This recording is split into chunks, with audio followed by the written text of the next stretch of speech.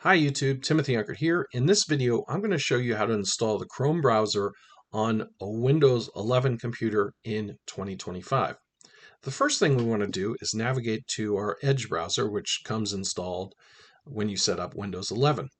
So you can either find that here or down in the taskbar here. So you want to click on that icon, and then when the address bar comes up, type in google.com and then search for Chrome browser. Hit enter.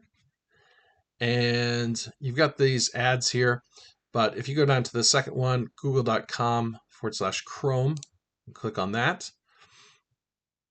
and it's going to give you a message that Microsoft Edge runs on the same technology as Chrome with the added trust of Microsoft.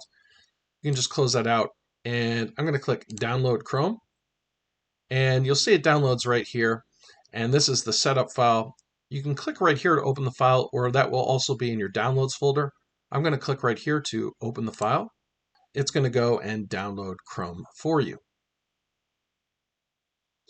Okay, now that it's downloaded and installed, the Chrome browser will pop up. You can close out Edge at this point, and I like to right-click and pin this to my taskbar. You can do that or just use the desktop icon.